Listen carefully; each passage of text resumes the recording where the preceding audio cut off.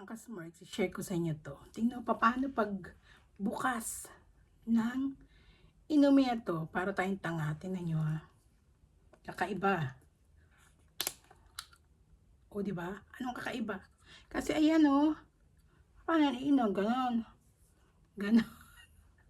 Ganon. Tingnan mo. Sasayad yung ilong mo. Dito. Diba? Lahat ng botelya dito, pati mga parang nakabote na plastic saka glass, ganito.